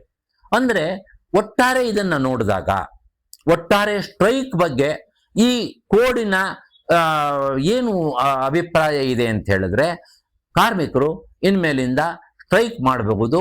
ಆದರೆ ಸ್ಟ್ರೈಕ್ ಮಾಡಬೇಕಾದ್ರೆ ಈ ಕಂಡೀಷನ್ಗಳಿದೆ. ಆದ್ರಿಂದ ಈ ಕಂಡೀಷನ್ ಎಲ್ಲ ಅದು ಫುಲ್ಫಿಲ್ ಆದ್ರೆ ಮಾತ್ರ ಅದು ನ್ಯಾಯಯುತವಾದಂತಹ ಮುಷ್ಕರ ಆಗ್ತದೆ ಅಂತ ಹೇಳ್ತಾರಲ್ಲ. ಯಾವುದೇ ಸ್ಟ್ರೈಕು ಇನ್ನು ಮುಂದೆ ನ್ಯಾಯಯುತವಾಗಿದೆ ಅಂತ ಹೇಳಲಿಕ್ಕೆ ಸಾಧ್ಯವಾಗುವುದಿಲ್ಲ. ಇದು ಬಹಳ ರೈಟ್ ಟು ಅಸೋಸಿಯೇಷನ್ನು ಮತ್ತೆ ರೈಟ್ ಟು ಸ್ಟ್ರೈಕು ಇದಕ್ಕೆ ಇದು ಬಹಳ ದೊಡ್ಡ ಹೊಡೆತವನ್ನ ಕೊಟ್ಟಿದೆ. ಇನ್ನೊಂದು ವಿಚಾರವನ್ನ ಹೇಳ್ತೇನೆ, ಪ್ರತಿಯೊಬ್ಬ ಕಾರ್ಮಿಕನೂ ಅವನು ಪೆನಲ್ಟಿ ಕಟ್ಟಬೇಕಾಗ್ತದೆ ಇಲ್ಲೀಗಲ್ ಸ್ಟ್ರೈಕಲ್ಲಿ ಪಾರ್ಟಿಸಿಪೇಟ್ ಮಾಡಿದ್ರೆ. ಆದರೆ ಒಬ್ಬ ಮಾಲೀಕ ಅವನು ಇಲ್ಲೀಗಲ್ ಲಾಕ್ಔಟ್ ಮಾಡಿದ್ರೆ ಅವನಿಗೆ ಒಂದು ಪೆನಾಲ್ಟಿ ಇದೆ, ಒಂದು ಇಂಪ್ರಿಸನ್ಮೆಂಟ್ ಇದೆ. ಈಗೇನು ಹೇಳ್ತಾರೆ ಅಂದರೆ, ಎರಡೂ ಪಕ್ಷಗಳಲ್ಲಿ ಇಂಪ್ರಿಸನ್ಮೆಂಟು ಪೆನಾಲ್ಟಿ ಏನಿದೆಯೋ ಅದನ್ನ ಕಾಂಪೌಂಡ್ ಮಾಡ್ಕೋಬಹುದು, ಅದನ್ನ ದುಡ್ಡಿಗೆ ಪರಿವರ್ತನೆ ಮಾಡಿ ಅದಕ್ಕೆ ದುಡ್ಡು ಕಟ್ಬಿಡ್ಬೋದು. ಯಾವ್ದಾದ್ರು ಗೆಸ್ಟೆಡ್ ಆಫೀಸರ್ ಮುಂದೆ ಹೋಗೋದು, ನನಗೆ ಈ ಥರ ಪನಿಷ್ಮೆಂಟು ಇದಿದೆ, ನಾನು ದುಡ್ಡು ಕಟ್ಬಿಡ್ತೀನಿ ಅಂತೇಳಿ ಕಾಂಪೌಂಡ್ ಮಾಡ್ಕೊಳ್ಳುವಂತಹ ಪರಿಸ್ಥಿತಿ ಇದೆ. ಇದು ಕೂಡ ಬಹಳ ಮಾಲೀಕರಿಗೆ ದುಡ್ಡು ಕೊಡೋದ್ರೊಳಗೆ ಏನೂ ಯೋಚನೆ ಇಲ್ಲ, ಅವ್ರು ಕೊಟ್ಬಿಡ್ತಾರೆ. ಕಾರ್ಮಿಕರಿಗೆ ದುಡ್ಡು ಕೊಡೋದ್ರ ಬಗ್ಗೆ ಬಹಳ ಸಂಕಟ ಇರ್ತದೆ, ಯಾಕೆ ಕೊಡಬೇಕು ಅಂತಿರ್ತದೆ, ಪ್ರತಿಯೊಬ್ಬ ಕಾರ್ಮಿಕನು ಹೋಗಿ ಕಟ್ಟಬೇಕು. ಇದು ಬಹಳ ದೊಡ್ಡ ಸಮಸ್ಯೆಯನ್ನ ನಮಗೆ ತರ್ತಾ ಇದೆ. ಒಟ್ಟಾರೆ ಹೇಳಬೇಕು ಅಂದ್ರೆ ಇನ್ನೂ ಅನೇಕ ಇದಿದೆ. ಅದರೊಳಗಡೆ ಪ್ರಮುಖವಾಗಿ ಈಗ ನಮ್ಮ ಮುಂದಿರೋದು ಅಂತ ಹೇಳಿದ್ರೆ, ಒಬ್ಬ ಜಡ್ಜು ಕಾರ್ಮಿಕ ವಿವಾದಗಳನ್ನ ಇದನ್ನ ಪ್ರಕರಣವನ್ನ ತೀರ್ಮಾನ ಮಾಡ್ತಾ ಇದ್ರು. ಈಗ ಒಬ್ಬರು ಜುಡಿಷಿಯಲ್ ಮೆಂಬರು, ಇನ್ನೊಬ್ಬರು ಅಡ್ಮಿನಿಸ್ಟ್ರೇಟಿವ್ ಮೆಂಬರು, ಈಗ ಇಬ್ಬರನ್ನ ಕೂಡಿಸ್ತಾ ಇದ್ದಾರೆ. ಇದು ಒಂದು ಕಾನೂನನ್ನ ಸರಳೀಕರಣಗೊಳಿಸುವಂತಹ ಪ್ರಕ್ರಿಯೆನಾ ಅನ್ನುವುದು ಪ್ರಮುಖವಾದಂತಹ ಪ್ರಶ್ನೆ. ಈಗ ಒಬ್ಬ ಜಡ್ಜ್ ಇದ್ದಾಗ ಸರಾಗವಾಗಿ ಎಲ್ಲ ಕೆಲಸ ನಡ್ಕೊಂಡು ಹೋಗ್ತಾ ಇತ್ತು. ಈಗ ಒಬ್ಬರು ಅಡ್ಮಿನಿಸ್ಟ್ರೇಷನ್ ಜಡ್ಜು, ಅಡ್ಮಿನಿಸ್ಟ್ರೇಟಿವ್ ಜಡ್ಜು, ಇನ್ನೊಬ್ರು ಜುಡಿಷಿಯಲ್ ಮೆಂಬರ್. ಇವರಿಬ್ಬರ ಮಧ್ಯೆ ಒಂದು ವಿವಾದ ಬಂದ್ರೆ, ಅಂದ್ರೆ ಅಡ್ಮಿನಿಸ್ಟ್ರೇಟಿವ್ ಮೆಂಬರ್ ಹೇಳಿದ್ದನ್ನ ಜುಡಿಷಿಯಲ್ ಮೆಂಬರ್ ಒಪ್ಪದೇ ಇದ್ರೆ, ಜುಡಿಷಿಯಲ್ ಮೆಂಬರ್ ಹೇಳಿದ್ದನ್ನ ಅಡ್ಮಿನಿಸ್ಟ್ರೇಟಿವ್ ಮೆಂಬರ್ ಒಪ್ಪದೆ ಹೋದ್ರೆ ಆವಾಗ ಮೂರನೇ ಒಬ್ಬ ಜುಡಿಷಿಯಲ್ ಮೆಂಬರ್ನ ಅವರು ತರ್ತಾರೆ. ಅಂದ್ರೆ ಥರ್ಡ್ ಜುಡಿಷಿಯಲ್ ಮೆಂಬರ್ ಅವರು ಬಂದು ಯಾವ ಕಡೆ ಹೋಗ್ತಾರೆ ಅಂತ ಅವ್ರು ನಿರ್ಣಯ ಮಾಡ್ತಾರೆ. ಅವ್ರ ಅಡ್ಮಿನಿಸ್ಟ್ರೇಟಿವ್ ಮೆಂಬರ್ ಹೇಳಿರೋದು ಸರಿ ಅನ್ಬೋದು, ಇಲ್ಲಿ ಅವರ ಜುಡಿಷಿಯಲ್ ಮೆಂಬರ್ ಹೇಳಿರೋದು ಸರಿ ಅನ್ಬೋದು. ಅಂದ್ರೆ ನ್ಯಾಯ ವಿತರಣೆ ಏನಿದೆ ಅದನ್ನು ಇತ್ಯರ್ಥ ಮಾಡೋದ್ರೊಳಗಡೆಗೆ ಇರುವಂತಹ ಈ ಪದ್ಧತಿ ಇದು ಸರಳೀಕರಣಗೊಳಿಸುವಂತಹ ಪ್ರಕ್ರಿಯೆನ ಅಥವಾ ಈಗಿರುವಂತಹ ಸರಳೀಕರಣವಾದಂತಹ ಪ್ರಕ್ರಿಯೆಯನ್ನ ಕಾಂಪ್ಲಿಕೇಟ್ ಮಾಡುವಂತಹ ಪ್ರಕ್ರಿಯೆಯನ್ನ ಅಂತ ನೋಡಬೇಕು. ಒಟ್ಟಾರೆ ಹೇಳೋದಾದ್ರೆ ಇವತ್ತಿನ ಈ ಪ್ರಮುಖವಾದ ಅಂಶಗಳನ್ನು ನಾವು ಗಮನಿಸಿದಾಗ ಇವತ್ತು ಕಾರ್ಮಿಕನಿಗೆ ಅವನಿಗೆ ನ್ಯಾಯ ವಿತರಣೆ ಅಷ್ಟು ಸುಲಭವಾಗಿ ಸಿಗೋದಿಲ್ಲ. ಯಾಕೆ ಅಂತ ಹೇಳಿದ್ರೆ ಈ ಮೇಲಿನ ಕಾರಣಗಳೇನಿದೆ, ನ್ಯಾಯ ವಿತರಣೆಯ ಮೆಕ್ಯಾನಿಸಮ್ ಏನಿದೆ ಅದನ್ನು ಸಂಪೂರ್ಣವಾಗಿ ಬದಲಾಯಿಸಿದ್ದಾರೆ. ಕಡೆಯದಾಗಿ ಒಂದು ಮಾತು ಏನಪ್ಪಾ ಅಂದರೆ, ಈಗ ಕಾರ್ಮಿಕರು ನ್ಯಾಯಾಲಯದ ಮೊರೆ ಹೋಗೋದು ಯಾತಕ್ಕಪ್ಪ ಅಂದರೆ ನನಗೆ ನ್ಯಾಯ ಸಿಗಬೇಕು, ಅದು ಅಲ್ಲದೆ ತ್ವರಿತಗತಿಯಲ್ಲಿ ನ್ಯಾಯ ಸಿಗಬೇಕು ಅನ್ನುವಂಥ ಹಂಬಲ ಇಟ್ಕೊಂಡು ಬರ್ತಾರೆ. ಆದರೆ ಇವತ್ತಿನ ಪರಿಸ್ಥಿತಿನಲ್ಲಿ, ಬದಲಾದಂತಹ ಪರಿಸ್ಥಿತಿನಲ್ಲಿ ಲೇಬರ್ ಕೋಡು ಅವನಿಗೆ ಹೆಚ್ಚು ಅನ್ಯಾಯವನ್ನು ಎಸಗಿದೆ ಅನ್ನುವಂತಹದ್ದು ನಮ್ಮ ಅಭಿಪ್ರಾಯ. ಯಾಕೆ ಅಂತ ಹೇಳಿದ್ರೆ ಅವನು ಈ ರೀತಿಯಾಗಿ ಟ್ರೈಬ್ಯುನಲ್ಗಳಲ್ಲಿ ಹೋಗಿ ಇಬ್ಬರು ಮೆಂಬರ್ಸ್ ಮುಂದೆ ಅವನು ಮಾಡಬೇಕು. ಇದುವರೆಗೂ ಕೂಡ ಯಾರು ಅಡ್ಮಿನಿಸ್ಟ್ರೇಟಿವ್ ಮೆಂಬರ್ ಅನ್ನುವಂಥದ್ದು ಇನ್ನೂ ನೇಮಕಾತಿ ಆಗಿಲ್ಲ. ಅಂದರೆ ಇನ್ನೂ ನಿಯಮಾವಳಿಗಳನ್ನು ಕೇಂದ್ರ ಸರ್ಕಾರ ಮಾಡಿಲ್ಲ, ರಾಜ್ಯ ಸರ್ಕಾರ ಮಾಡಿಲ್ಲ. ಕರ್ನಾಟಕ ಇನ್ನೂ ಮಾಡಬೇಕು. ತಮಿಳುನಾಡು ನಾನು ಮಾಡೋದೇ ಇಲ್ಲ ಅಂತ ಹೇಳಿದ್ದಾರೆ. ವೆಸ್ಟ್ ಬೆಂಗಾಲು ನಾನು ಮಾಡೋದಿಲ್ಲ ರೂಲ್ಸ್ನ ಅಂತ ಹೇಳಿದೆ. ಕೇರಳ ನಾನು ಮಾಡಲ್ಲ ಅಂತ ಹೇಳಿದೆ. ಹಿಮಾಚಲ್ ಪ್ರದೇಶಲ್ಲೂ ಅದೇ ರೀತಿಯಾದಂಥ ಪರಿಸ್ಥಿತಿ ಇದೆ. 5-6 ರಾಜ್ಯಗಳಲ್ಲಿ ಇವತ್ತಿನ ದಿವಸ ನಾವು ನಿಯಮಾವಳಿಗಳನ್ನ ಮಾಡೋದಿಲ್ಲ, ರೂಲ್ಸ್ ಮಾಡೋದಿಲ್ಲ ಅಂತ. ರೂಲ್ಸ್ ಮಾಡ್ದಲೇ ಇದು ಜಾರಿಗೊಳ್ಳೋದಿಲ್ಲ. ಹಾಗಾದರೆ ಈ ರೀತಿಯಾದಂಥ ವಿವಾದಗಳಲ್ಲಿ ಸಫರ್ ಮಾಡೋರು ಯಾರು? ಒಬ್ಬ ಕಾರ್ಮಿಕ. ನ್ಯಾಯವನ್ನು ಅರಸಿ ಅವನು ನ್ಯಾಯ ದೇಗುಲಕ್ಕೆ ಬರ್ತಾನೆ. ಆದರೆ ಆ ನ್ಯಾಯ ದೇಗುಲದಲ್ಲಿ ಈಗಿರುವಂಥ ಪರಿಸ್ಥಿತಿನಲ್ಲಿ ಇನ್ನೂ 6-8 ತಿಂಗಳು ಅವನಿಗೆ ಕೋರ್ಟ್ ಕೇಸ್ ನಡೆಯುತ್ತಾ ಅನ್ನುವಂಥದ್ದೇ ದೊಡ್ಡ ಸಮಸ್ಯೆಯಾಗಿ ಇವತ್ತಿನ ದಿವಸ ಪರಿಣಮಿಸಿದೆ. ಆದ್ದರಿಂದ ಒಟ್ಟಾರೆ ಹೇಳುವುದಾದಲ್ಲಿ ಈ ಇಂಡಸ್ಟ್ರಿಯಲ್ ರಿಲೇಷನ್ಸ್ ಕೋಡು ಅವಶ್ಯಕತೆಯೇ ಇರಲಿಲ್ಲ. ಆದರೆ ಇವತ್ತು ಅದನ್ನು ಜಾರಿಗೊಳಿಸಾಗಿದೆ ಕೇಂದ್ರ ಸರ್ಕಾರ. ಆದರೆ ಜಾರಿಗೊಳಿಸಿದಂಥ ಸಂದರ್ಭದಲ್ಲಿ ಎಲ್ಲ ಪೂರ್ವ ಸಿದ್ಧತೆ ಮಾಡಿಕೊಳ್ದಲೇ ಇವತ್ತಿನ ದಿವಸ ಏಕಾಏಕಿ ಅದು ಜಾರಿಗೊಳಿಸಿದೆ. ಇದೇನಪ್ಪ ಅಂದರೆ ಏಕಾಏಕಿ ಜಾರಿಗೊಳಿಸುವುದು ಈ ಕೇಂದ್ರ ಸರ್ಕಾರದ ಒಂದು ಚರಿತ್ರೆ ಅಂತ ಕಾಣಿಸುತ್ತೆ.